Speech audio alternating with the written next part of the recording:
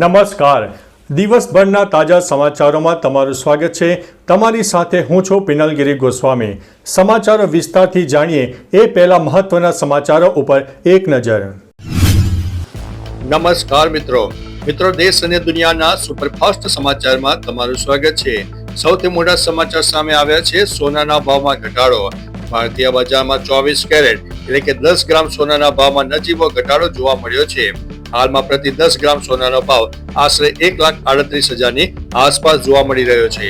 અન્ય મહત્વના સમાચારની વાત કરીએ તો સરકાર દ્વારા ચણા અને રાયડા સહિતની ખેત પેદાશોની ટેકાના ભાવે ખરીદી માટેની નોંધણી પ્રક્રિયા ટૂંક સમયમાં શરૂ કરવામાં આવશે.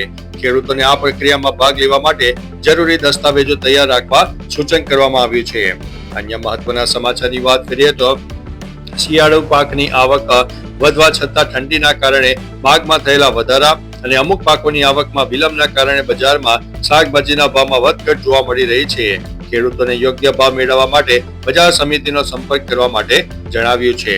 અન્ય મહત્વના સમાચારની વાત કરીએ તો જે ખેડૂતોએ ખરીફ પાકનો વીમો લીધો છે તેમને નુકસાન અંગેની અરજી સ્વીકારવાની પ્રક્રિયા શરૂ છે. ખેડૂતોને પાક નુકસાનના 72 કલાકની અંદર વીમાની રકમ કંપની કે કૃષિ વિભાગને જાણ કરવા માટે અપીલ કરવામાં આવે છે.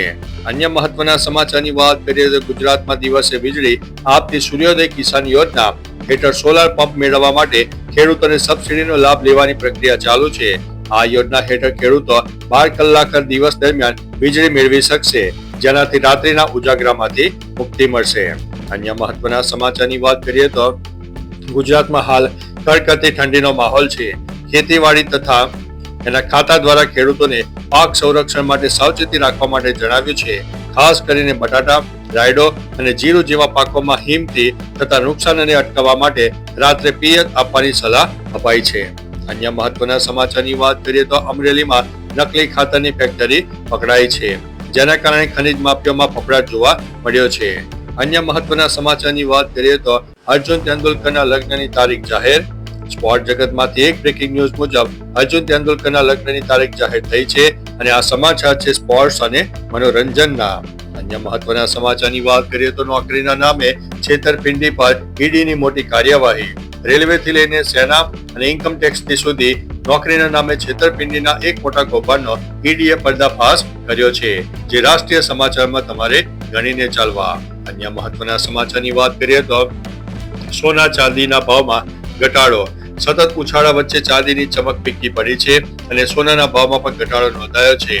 અન્ય મહત્વના સમાચારની વાત કરીએ તો સોમનાથ સ્વાભિમાન પર્વ. સોમનાથ ખાતે સોમનાથ સ્વાભિમાન પર્વની શરૂઆત થવાની છે, જેના માટે હજારો શ્રદ્ધાળુઓ સોમનાથ પહોંચી રહ્યા છે. પીએમ મોદી પણ 10 જાન્યુઆરીએ સોમનાથ દાદાના દર્શને આવવાના છે. અન્ય મહત્વના સમાચારની વાત કરીએ તો ઈડીના દરોડા વચ્ચે મમતા બેનર્જી. કોલકાતામાં ઈડીએ જ્યાં રેડ પાડી ત્યાં સીએમ મમતા બેનર્જી પહોંચ્યા હતા. અન્ય મહત્વના સમાચારની વાત કરીએ તો ગુજરાતમાં ઠંડીનો કહેર. ઉત્તર પૂર્વના પવનો ફૂંકાતા રાજ્યભરમાં કડકડતી ઠંડી વધી છે. નલિયા 8 ડિગ્રી સાથે ઠંડુગાર બન્યું છે. અન્ય મહત્વના સમાચારની વાત કરીએ તો શેર બજારમાં હાહાકાર. શેર બજારમાં ભારે ઘટાડો જોવા મળ્યો છે. સેન્સેક્સ 700 પોઈન્ટ ધડાક કરતો આવી ગયો અને નિફ્ટી 26,000 નીચે આવી ગયો છે. તો ચાલો મિત્રો, ફરીથી દેશ અને દુનિયાના સુપરફાસ્ટ સમાચાર લઈને મળતા રહીશો. ત્યાં સુધી અમને રજા આપશો. નમસ્તે.